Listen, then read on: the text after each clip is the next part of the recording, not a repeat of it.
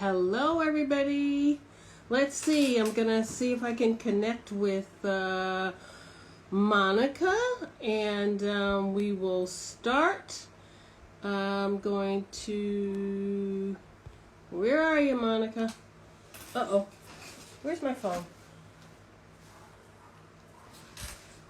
All right. I know you don't. Check. Hey, Michelle. I'm trying to connect with Momo. At the other account. My black and brown yoga account. Thank you. Put on a little bit of makeup and there you go. I'm looking for her now.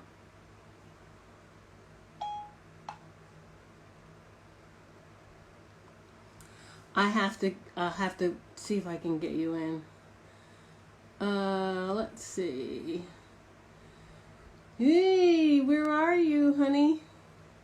She may be in the other account. I don't know. Oh, there she is. Nope. Yes. Hello, everybody. It's our first one. Oh, you're sideways. I'm here. You're sideways. I am too. What the Yeah, heck? hold on. You're sideways to me. Am I? Okay. And you're sideways to me. Isn't that funny? Ask Hi, someone. Worm. How are you? Yeah, I don't even know. Oh, okay. Technology. Ask somebody. I'm sideways? Okay. Thank you, You're Kirby. sideways. Momo is sideways. Thanks, Michelle. All there right. you go. All right. Thank All you. right. Do I have my life together? Hi, Say, everybody. Yes, you do. okay. Okay. Got my life together. Cool. You're good. And I'm straight too. Amazing. Perfect. So I don't have my earphones. It dawned on me at the last moment. You sound good. Oh, okay, good. So that I don't Yeah. have any do you hear any background noise? Nope. Oh, okay. Yeah, last minute I go, oh my God, this only has a hookup for the computer. Well, that's why I asked you. I was like, are we doing this? That's why I asked. That's why I was asking. I was like, Yeah, so okay, we may have to switch this. I don't know what I'm going to do. But anyway, I'm so whatever. We're just flowing. Here. Yeah, we'll work it out. So I'm running Cool. around going, oh no, I didn't figure this out, but we'll figure it out. But I'm so glad that you're easy, and this is just like a piece of cake. And we can just like move along, and check it out. So Yeah. yeah, I'm waiting to see there are a lot of people. There are some people that are poking in, and that's really great. Oh, hey, I'm friends. excited.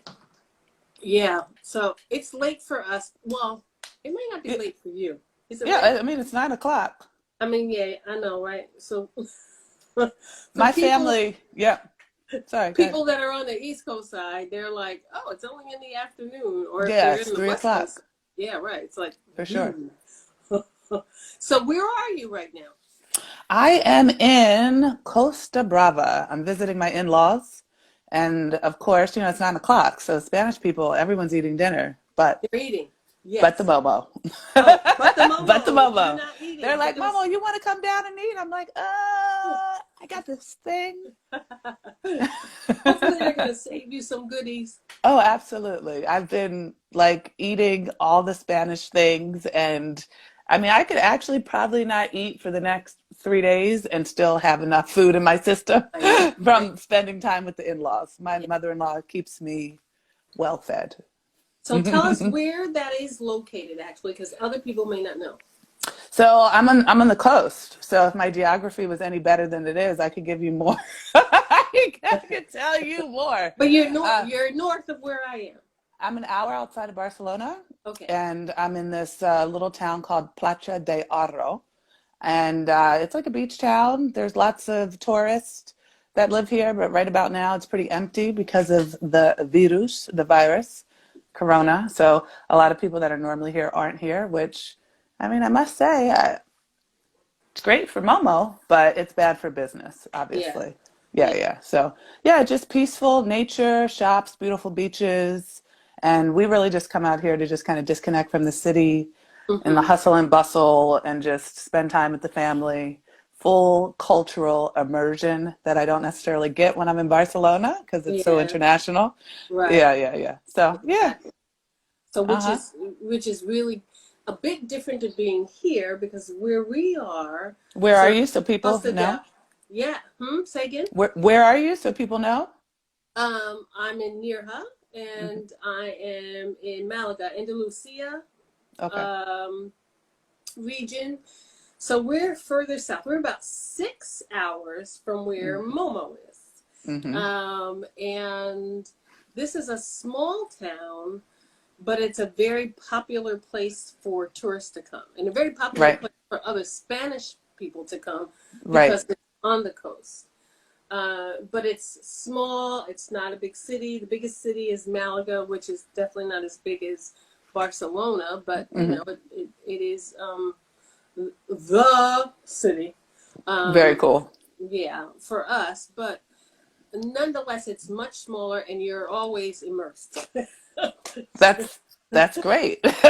That's great. Well, You get the full you experience. can say that's great. Your Spanish may be better than mine, but but it's like it's interesting because Andalusians, you know this. Andalusians have a very different. Well, there are so many different accents and languages people aren't aware in Spain. Right. There are like seven, I think, languages in. It's not just Spanish. People just think it's Right. you learn Spanish and you come to Spain. Right. Right. Right. Right. Exactly. So here people speak so quickly and they have They they slur. They drop slur the words together. their slur. Yeah. They drop their endings, and so you're sitting there going, "Oh my God, I have no clue what you're But saying." but you know, as you just said that, it makes me think of how folks in the United States speak in the South. There you go. Do you Isn't know? that But interesting? right, True. exactly. They slur and they drop the endings. And if you don't know that language, you're like, say You're like, what? Say "What? who? Come What? Say again? what? Say again? Right, exactly, exactly. What I'm did you sitting at just the say?" right. Well, my father-in-law is from Andalusia, Ah, so you know I had a good first start with my Spanish the first day. You know, at dinner with everybody, I was doing great. I was throwing out my palabras left and right, left yeah. and right, and they were like, "Wow, you've gotten so much better," and I was really proud. I was like, "Look, go, mama, go, Come mama," on, Mo. and because of that, I think they started to speak faster. Oh, Right. And then I was like, wonk, wonk, wonk. yeah. It was getting a little bit difficult. So, you know, it's like the Southern draw, and then there's a Southern draw fast. So Exactly. it's like, Right. whoa. It's, Yeah. yeah. So I'm so happy that you agreed to be my first um, conversation. I don't really Yes. want to call it an interview because that just feels way too formal for me. Yeah, for sure. Um, and I really do appreciate it because I started this just quickly because I don't know how many people may know. I started this as an offshoot of my yoga account, Yogi. Now, as we were moving into all the changes that were happening regarding looking at the issue of black and brown people in general, but my focus was really around people in yoga and in wellness and the lack thereof and or issues around really it's like the lack thereof and or discrimination. You fill in the blank, whatever, fill in the blank, Mm-hmm. prejudice, racism, whatever. And so starting this, I thought I look at my sort of timeline or I look at the people that I follow and that follow me. And it's an extremely diverse group of people because It is. in essence, that's who Mm-hmm. I am. And I said, you know what?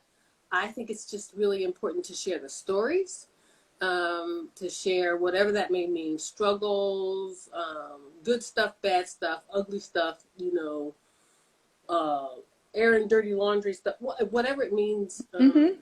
in terms of that, along with our allies. And so I'm really hoping that this sort of grows and that people agree to continue to participate and share um, the real stuff, the real yoga, not like some, excuse me, sorry, yoga journal stuff, Mm-hmm. um, Mm-hmm. where you don't hardly see us anyway. Mm-hmm. I'm just gonna put it out there because we're gonna be Not going back. really. There's a couple that are poster Yeah. childs for Hmm. sure. Yeah. Here's a good way of putting it. So I really appreciate it. And why don't you just tell us a little bit about who you are, your background, yoga, all that kind of good stuff. What you do, because I know you don't. It's not just yoga in the asana focus. Right, right, right. Tricky question, but I'll do my best to answer. So I'm Monica. My friends call me Momo. And I'm from Philly. I was born and raised there, but I spent 16 years in DC. I'm a clinical herbalist, a licensed nutritionist, and a yoga instructor.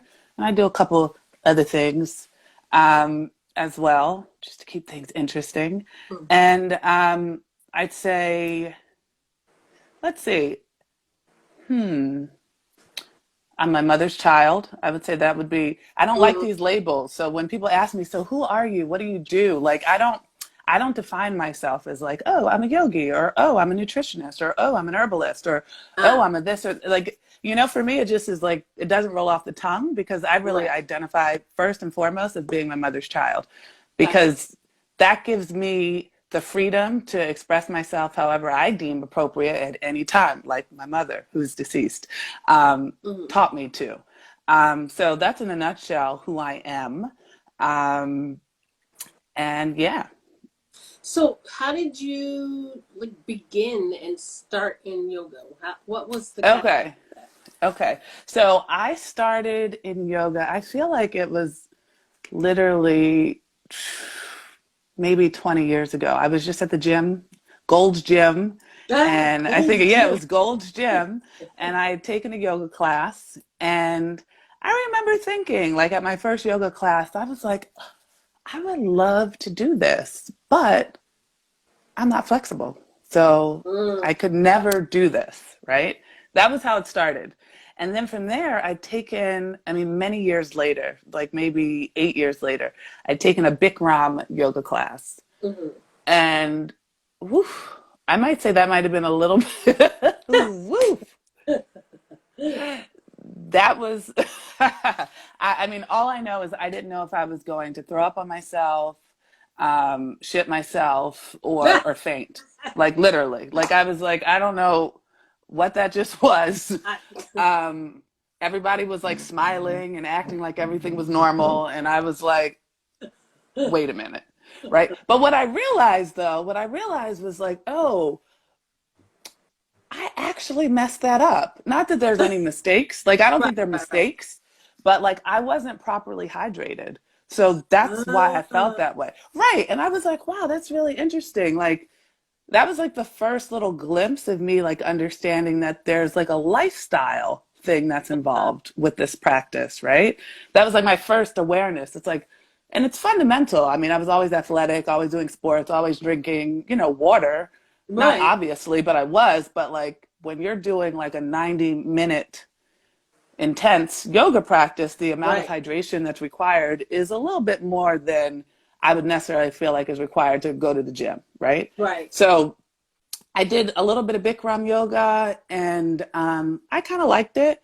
And then I tried some Iyengar classes. Hmm. And I started with the Iyengar classes because I had a horrible, horrible skin disease in, what was it, 2001 or so Hmm. to 2005. So in the midst of me trying to figure out and learn how to cure myself or heal myself or to support myself, someone suggested yoga. So I went to an Iyengar school in DC. And again, I was like, okay, this is good, I guess. Like I wasn't hooked just yet. And Yeah, yeah, yeah. I don't know if hooked is really, I don't I really got think that's the goal in anything, to be honest. I don't want to be hooked to you. There you anything. go. That's not really, that's not my objective, but I wasn't like 100% consistent. So I enrolled in school for a couple months and I was like, okay, that was interesting. And I was super self-conscious. That was what I remember because as I mentioned, I had a skin disease. So like I had body parts exposed that looked crazy. So I was like Hmm. more self-conscious and having less, it wasn't easy for me to focus in to my breath and the practice. I was just very self-aware, Yeah, right?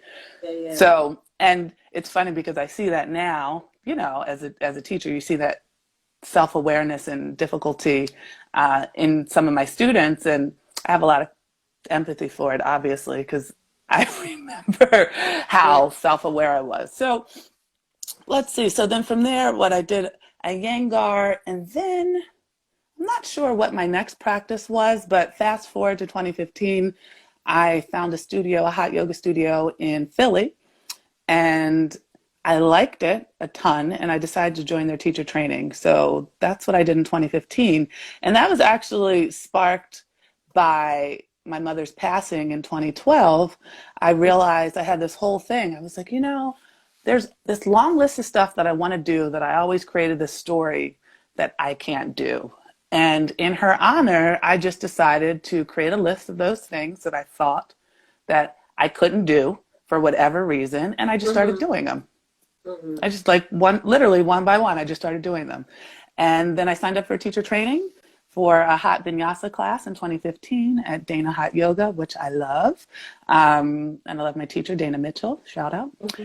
And 2016 or so, I moved to Barcelona. I did another training because, you know, everyone that does yoga knows you continue learning and so forth. That's true. And I studied at another Hatha Vinyasa studio here in Barcelona, and the training was mostly in Spanish, but in English as well.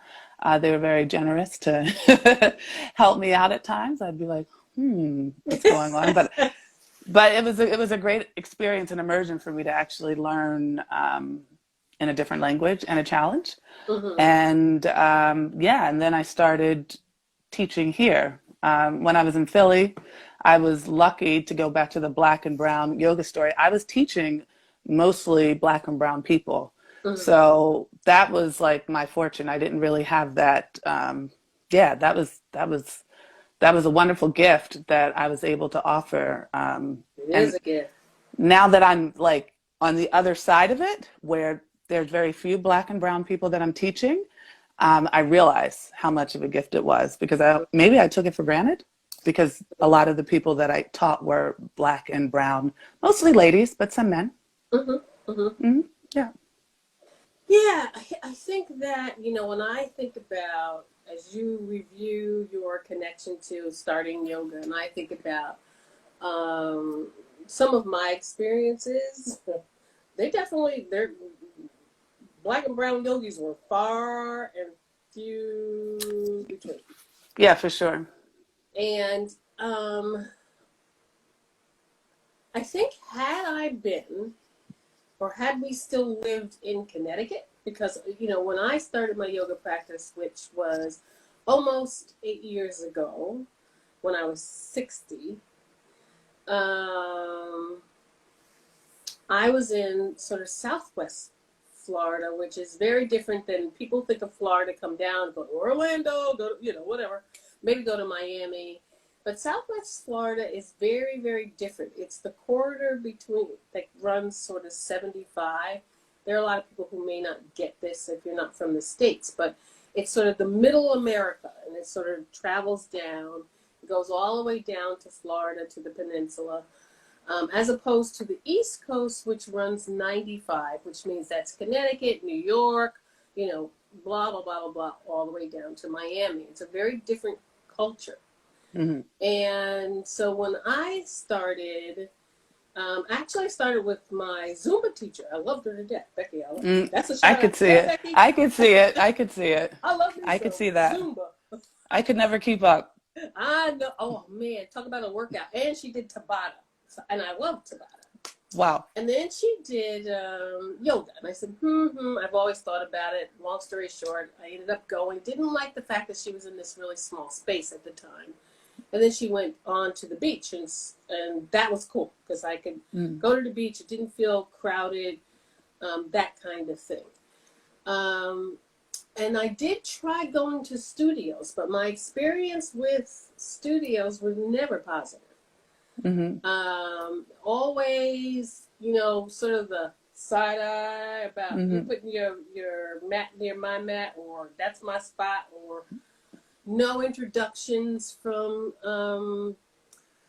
yoga teachers, which blows my mind. It's yoga, You should Mm-hmm. like be introducing yourself, along with something that's a small introduction, or you give yourself time for people to connect with one another. My background just says that's what you need to do. My background is clinical. I'll talk about that later at another point in Mm-hmm. time. But to Creating the not, space, welcoming, yes, right, yes, making yes, to everyone make feel people like feel they at belong. ease. For sure.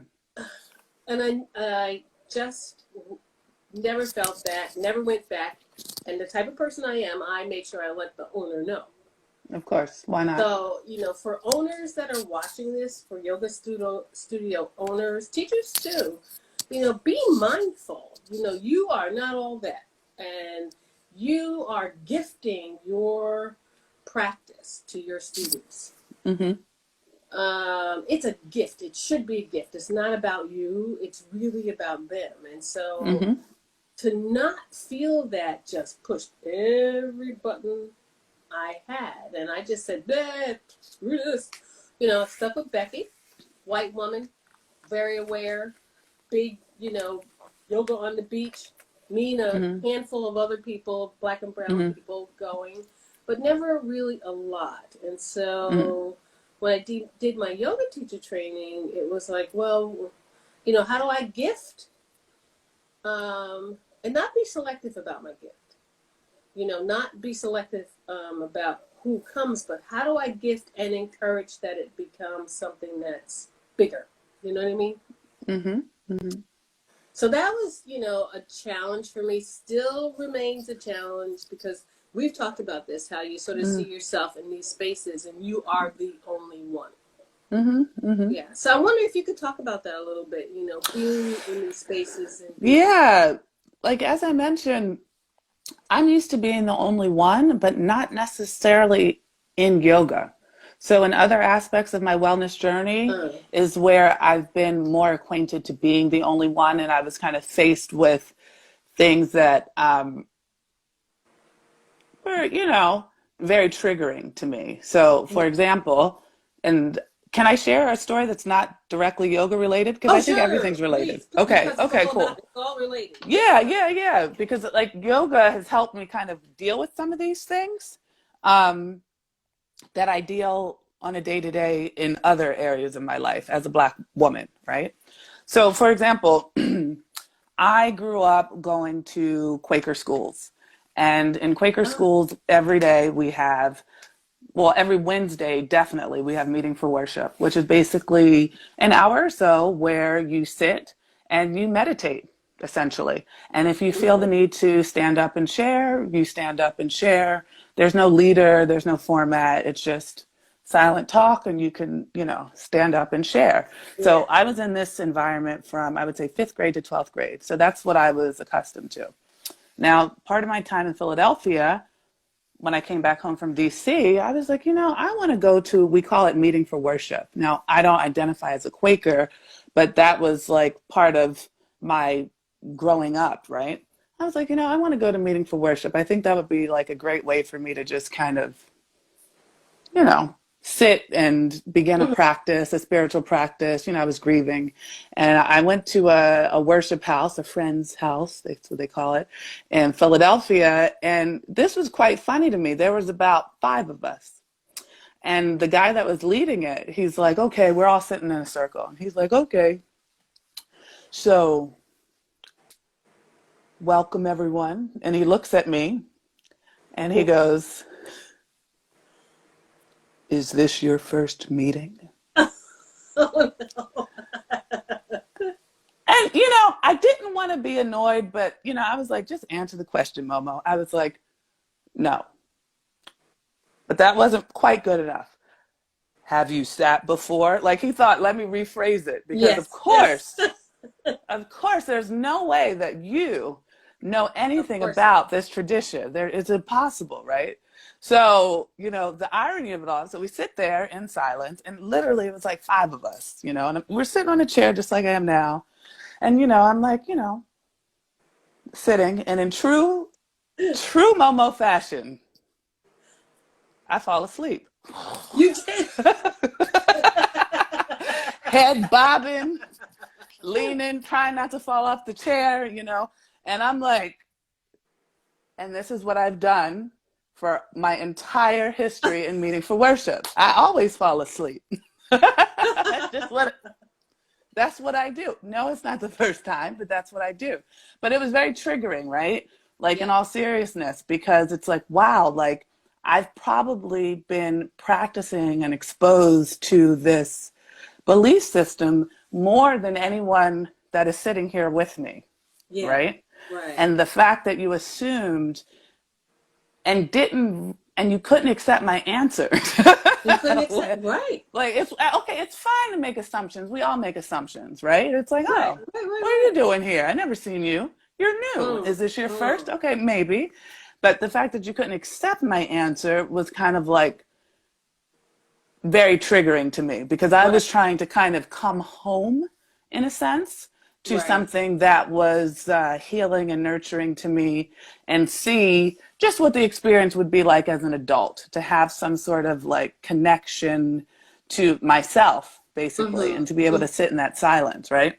So, how I found that this relates to my yoga practice, and I was kind of like thinking about this, is that one thing that the actual practice of yoga, regardless of all the bullshit that everyone has to deal with, right? Because like just because I grew up in like my practice was in Philly, and I didn't really go to many studios here in Barcelona at all, maybe like two. Mm-hmm. Um, so I didn't. So I understand what you mean by like being a little bit hesitant about studios. Like I resonate with that, like instinctively. Mm-hmm. And in Philadelphia, when I did go to studios, my teachers tended to be Black. So, you know what I mean? So just I seeing do. one of us there, Yeah. Yeah. Yeah. especially taking the lead, Yeah. changes things. It does. And if my teacher wasn't necessarily Black, their family was Black, right? Or they had other Black people on staff that would occasionally teach me. So it changes it changed the whole culture just by having us represented, right? Very. So I knew that there was space for us, right? I knew there was space for me, right? So like in the practice of yoga, a big thing is like kind of like taking up space, right? Mm. So it's really easy, yeah, you see it a lot, I'm sure, in Warrior 2, for example. Like Yeah. that takes up a lot of space, right? Yes. Yes. Yes. But Yes. Yes. sometimes Yes. you see, students that are just kind of like hesitant, or Uh-huh. even yourself, to actually take up Take all the of the space space. that is there for them, right? So I think kind of the practice, and by no means am I a fully evolved, fully actualized Momo, but I can reflect on the right. I'm like, no, please, nobody think that. But I can reflect on how there may have been a time that I wouldn't have felt as comfortable as taking up all the space that I do now, Mm. right? So there was a time that I would have never, I mean, I've never done an Instagram live. Like to me, this is like, whoo, this is too much. This is too much. No, but really. But, Yeah, but I really, hear it's like, you. so suppose I say something wrong, or suppose it's not perfect and nobody's editing this, and all the things that can come up. But it's like, Right. the practice has kind of helped me to just like stand in and accept where I'm at in Mm. things, right? Like Exactly. this is just where I'm at in things, and This just is kind of this is real. This is this is real. real. This is where I'm at. Like I'm not perfect. I'm constantly working and trying to educate myself and improve myself and deal with my things, right? Right. And showing up in my imperfections is good enough. Like that's what the Absolutely. practice is. You know what I'm saying? Absolutely. And I think Instagram has a way of, if you're not, I don't know, how do I put this? If you're not looking for the people who are real, you know what I'm saying? And when you're first Right. there, is, you look and you go, oh, hell no, I ain't going to be able to do that. There ain't no way in the world I'm going to be able to do that. And you look and you go, am I supposed to be able to do that? But the Right. reality is, as you evolve, at least for me, and I think that this is true probably for most yogis, is that you understand that yoga is not just about asana. And Nope. as you evolve, you recognize about what it means to be keeping yoga real. What Exactly. does that mean? You know, one of the things that I've done is, you know, when I was all up in the challenges, and I do challenges to support people that I know, to, you know, improve my own practice. Um, They look fun. you know, and they are fun, and to build community and relationship, because I don't think a lot of people see a lot of people like me, you know, Mm-mm. somebody that's kind of graying, with these locks, old as I am, doing yoga, right? So this is, you Not know, just doing yoga, but doing things. doing Doing that. things. Yeah. Right. Okay. Right. I'm like, So that to me is important, because you represent something that a lot of people have not really seen. And I've had a lot of yogis who are not black and brown, mhm. who I know, who will say, you know, I didn't know what I didn't know. You know, we'll talk a little bit more about Exactly. that. Yeah, And I always say, and that's okay. That's okay that you didn't know what you didn't know. Once you know, now it's time for you to really think about what you do about change, how you absolutely. impact change, how you Hmm. take responsibility for your own change, and that of maybe a small circle. It doesn't even have to be huge circle of people around you. How do you do that? Because um, the idea of this commercialized, westernized view is really problematic, I think. Oh, absolutely. No, absolutely. What are your Absolutely. I thoughts mean, about that? What are your thoughts about I that? mean, I have a love-hate relationship with Instagram. I really do. Particularly when it comes to wellness. I think Mm, there's a lot of really, as a wellness provider, right? As somebody that like deals with people that are actually struggling with like actual shit, right? right.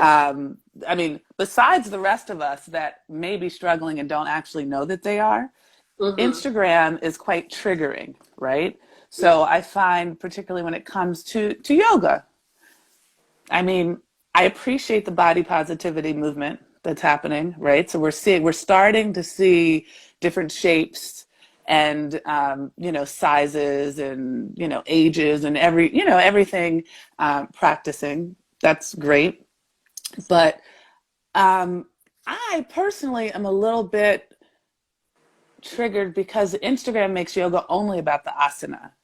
Mm, What I really appreciate about like your feed is that you're doing amazing physical postures, but you're not like, it's not so contrived. It's not like a professional photo shoot for every image, right?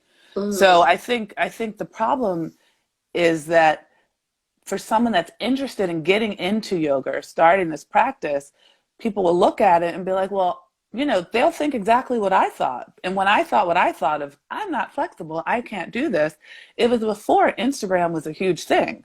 yeah. So this was just me like being in the class and looking at the teacher and thinking, but damn, I can hardly touch my toes. Like I can't, like, how the hell am I going to do this? Right. But now, when we see images of like contortionists, essentially, or professional Exactly. dancers or gymnasts, which are beautiful, right? I got Risking it. their lives on a mountaintop. Mm-hmm. You know what I mean? It's like for me, I find it kind of problematic because it becomes, it confuses where the opportunity, where the invitation is, right? It Right. kind of closes the door, I think, for most people, and it becomes like a spectator sport Eh, rather than part of someone's healing journey, mm, mm, or way to kind of establish their center, to kind of keep peace within themselves. It becomes very ego driven, because as someone that, I have very few of those pictures. One, because I can't put my foot behind my head, so yeah. it's not really that interesting, right? Like my practice doesn't consist of that. Two, it takes so long for my husband, my poor husband, to get a really good shot. And three, no, but in three, it's just not fun to me Yeah. because the fact that I'm no Mm, longer like focusing on like the practice and my development and how I feel on the inside, and I'm super critical over how everything looks on the outside. And that's kind of that what I use yoga to get away from. that is That's what I try to woo, get away from with the practice, right? So right. this is where I have this conflict of like, okay, well, I want people to know that I can do things, and but like that really doesn't, but I don't actually, I think like Right. being able to sit is such a more powerful image to kind of Woo, share with people because that's more accessible. exactly. You Like that's, know, and it's hard to sit. It's not it's easy to very hard sit. to sit, and yet, you say that, and I'm a meditator. And didn't know anything about the 8 limbs thing of Mm-hmm. yoga when I started meditating. Oh my God, 13, 14 years ago. Mm-hmm. And so I'm a daily meditator, so most times twice daily. Mm-hmm. And so I was clueless, and meditation sort of drifted me, I believe, into the asana practice. Because in reality, the asana practice is to prepare you for meditation, it is Absolutely. to prepare you to sit. And Mm-hmm. that's what we say, sitting. Thank you for sitting with me. Mm-hmm. Um, and to be able to sit and it be there now, as we say, is not easy. No, Um, not at all. and I have gotten so much benefit from meditation, and I've gotten lots of physical benefit from sort of the asana practice, and I'll continue to do it because I don't want these old bones to be breaking, these joints to not be able to No, girl, work. no. No, No, no, never that. no, no. No, boo. we, we we can't have that. We gotta stay in shape. Uh-uh. This baby boomer gotta stay booming. Oh, exactly. I want to, as long as I can. Yeah, hello. So, um, yeah. So I have found myself, just committing to, yeah, okay. So I will do challenges, and I actually will say and I've been upfront and say, but you don't have diverse people who are hosting this. Hmm. And I mean the full range of diversity. I don't just mean race. I look at Hmm. size diversity. I look at, do you have any men? I look and I go, I don't see anybody. And I just clearly say, I personally have decided to put my body where my mouth is. Hmm. Hmm. Um, and where's the balance? I understand that there are challenges that are really helping you to, facilitate you doing a handstand, and I join in every now and then, and I get that. Is there a part in that challenge that says, you know, where's your mind when you're thinking? Can you control your breath? Yeah, I understand all the parts of where's your gaze, where are your hands, and don't Hmm. bend your elbows and all that stuff. But is there a part in there that helps people to understand it is not just about getting myself up on my hands? Now I'm determined to do it. I got Hmm. like a 2-second hang time today. I was like, oh, I, go girl. ooh, doggy. However, I spent my half hour meditating before I even tried that. No, you know, really. okay. Hmm. So I think that's the challenge, and it sort of feeds back to sort of the original where people go with this whole appropriation of yoga, Hmm. and the connections to Africa and to India, and it just gets totally missed. It's like Hmm. not there. Hmm. There's not that conversation for 99% of the things that I see Hmm. on the gram. I don't see it. Hmm. Hmm. And so that to me is problematic. And the hope is that people become more aware and start to understand the importance of tweaking their message, because people are looking at you, folks. People are Hmm. looking at you and making assumptions. about who you are. I look at you and I make assumptions. I don't even know you. You do the same Exactly. about me. You do the Exactly. same exact thing about me. But if you are not being clear with your message about inclusion, and I mean that Mm-hmm. in the big sense, that Mm-hmm. to me is a problem. So we've got to fix Absolutely. that. Absolutely. What are your Absolutely. thoughts Because you about have that? to say something. No, but you Yeah, have to say something. Like you can't assume that people that are used to not being included are going to feel included unless you explicitly, in some part of your message, acknowledge their existence, their relevancy, thank you. and so forth. Like everyone doesn't have to be, you know, I mean, I think it's really easy to look, and see.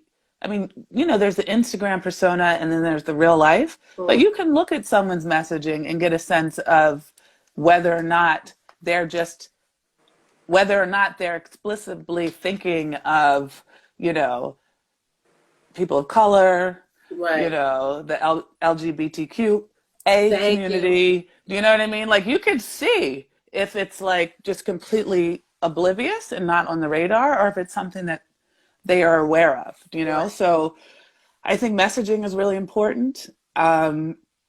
And I think, and I also think people find their people, right? So I think I that's do. part of the reason why I'm passionate about the work that I do, because for the same reasons that I mentioned to you before, like I was fortunate enough, I mean, not necessarily unfortunately, not necessarily in my herbal teachings and nutrition teachings. I didn't really, I missed out on the opportunity of having any diversity, black, brown, and black folks involved in my education in the university that I went to, Mm, unfortunately. But outside of there, I've met mentors and so forth, and my colleagues have become, mentors. And there were a few of us in the yoga community. As I mentioned, I was fortunate to have those teachers, and it meant the world to me. It let me know that I did belong, and I think it's important for wellness providers of color to just let the world know that they're there. You right. know what I mean? Right. Let the world know that they're there. And I see it, I see a lot of us now, to be honest. Mm-hmm. Mm-hmm. I mean, like before it was quite rare, but I see a lot of us and I see a lot of movement towards inclusivity that I believe is truly positive. The question is, you know, yeah, yeah, I mean, yeah, I'll leave it at that. Yeah. I mean, no, but Yeah. really the question is, are we being exposed to, I see some of us being invited to speak on panels. I see some of us um, being invited for different opportunities, but is it really a diverse portrayal, or are we only choosing a couple key Right. folks to be involved in these larger platforms, right? Ex- So the large society at large might only be able to think of a handful of folks in this work. I personally believe it's the responsibility of people, and I'm not saying that folks aren't doing this, but I mm-hmm. personally believe it's the responsibility of folks Mm-hmm. to, once they have that opportunity, to bring other people in Thank to you. those opportunities, Thank you. right? And Because we're not welcomed. Otherwise, there would be more of us. It's not because we don't thank you. exist. Exactly. And actually, Ebony just typed in tokens. Exactly. I didn't want to say it, Ebony. Yeah. I didn't want to say No, that word, no, Ebony. because But you know no, what? because I feel like when we say, the only problem I have with that word, Ebony, and I totally, that's what I was thinking, but I was kind of, is because it almost discredits the person, right? And I don't want to discredit the Right. person Right. because they've been tokenized. Do you know what I mean? Because I Yeah. feel like it kind of, it's kind of, it's real close. It's real close to like being It's sort of that, being how like do an we uncle. interpret it? How do we Right. interpret it? Because sort of tokenism is like many things. It's on this continuum, right? It's Hmm. on this continuum of over here, oh yeah, let's just put, kind of like the Aunt Jemima thing on the, No, exactly. there. Okay. And then over here, you're the be all and end all. And when I do I do a lot of work in diversity and inclusivity and coaching and, corporate stuff, whatever, but totally different than this stuff, which is, it's interesting because it's dovetailing and it's, it kind of feels like it's what I'm meant to do, is to say, you don't want someone. I've had people say to me, well, they want me to lead the diversity council. They want me to do whatever. And I'm like, be very careful. Right. Because if you are Right. the only and the be all and the end all, shit go wrong, it's on you. Absolutely. You are the first to go in that company. You hear me? So, no, you don't want You're to. damned if you do, you're damned if you don't. Right. I mean, you're already the first to go. I mean, in reality, So not all the time. no, but oftentimes, right? And I think that's, Oftentimes. no, but I think that's also like part of how the yoga, the practice, my personal practice, helps me. It doesn't help me all the time, but how it can Yes. help me is getting clear about like boundaries, right? Yes. Like this Absolutely. is Absolutely. okay, I want to push myself in all of my professional endeavors, but if I go past that edge, right, I will Right. hurt myself. And like And you could see that in the asana practice, and I think that translates into work, right? So as Black and brown folks, oftentimes we overwork ourselves because we feel, or we've been trained to know that we have to work twice as hard to get half the credit. So it's exactly. just kind of a baseline for us to do the absolute most just to feel as though we personally, for us to feel as though that we're supposed to be there. Right. And that's really damaging because no one else is doing the most. I mean, most of the time, people Right. aren't doing the most, No, right? And we're true. often not being paid at the same scale, not always, but often. And we're working so hard to show our worthiness because subconsciously we know that we are, we don't have any room, we don't really have any room for mistakes. If we mess up, there's common error. Oh, I made a mistake. But Right. for Black and brown people, when we mess up, our job feels like it's on the line, like Exactly. whether or not we're competent or capable of doing it. Right. So it's a whole different level of pressure. And I think the practice helps me just get clearer about like boundaries and Mm-hmm. being able to be like, no, I can't take this on. This timeline is unreasonable, you Right. know, Right. like I need more support in order Thank you. to accomplish X, Y, and Z. Mm-hmm. I'm not Superwoman. I can't do it all, even though I could, but at what cost, At right? what At cost? my own expense, right? Right. And I think the practice, if ground it in your own personal dealings and the trauma or just the, you know, racism that we have to deal with continually, that's just like part of our existence.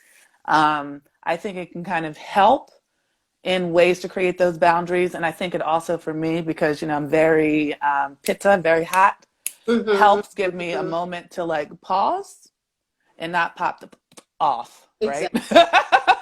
You know Yeah, what I've I been there. mean? You know what I mean? No, but really, like I need to pause because the less practiced Momo would be very reactive and just kind of have a let the chips fall where they may attitude. I said Mm-hmm. what I said and I mean what I said and boom, right? There you go. But as a more mature Momo, I'm able to like take a breath. No, but really, because No, I hear you. I'm just that thinking of breath the means time. everything. That breath could save people's feelings from being hurt. That Yeah. could save my, A my job, a income from being livelihood. destroyed. You know Yeah. what I mean? So Yes. it's like,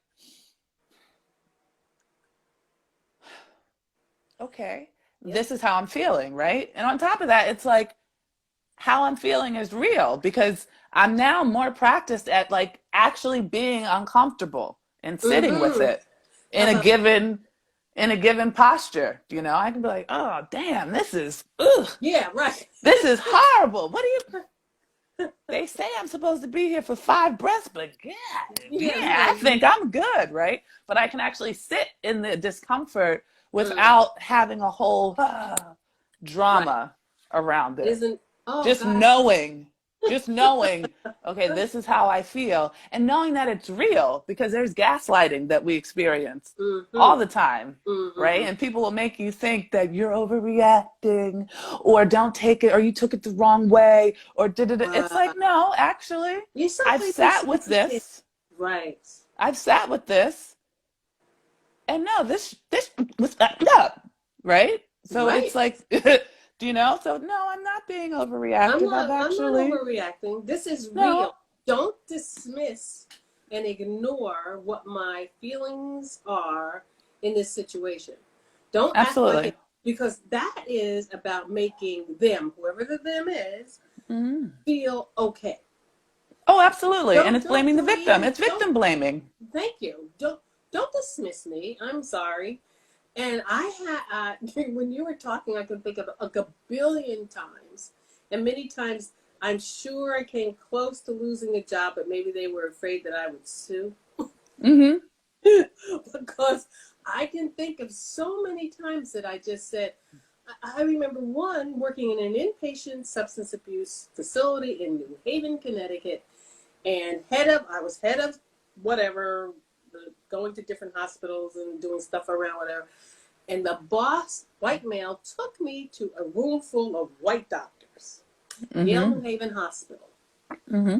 And he stood me up and said, "This is Sharon, blah, blah, blah, and she'll be whatever," and then wouldn't let me talk. Girl, talking Oh about yeah. this, Yeah. I know that well. we couldn't get out the door. And I said, "I am not your stand-up black Barbie." Mm-hmm. And I Mm-hmm. was already prepared for not having a job. Mm-hmm. Absolutely. He looked at me like,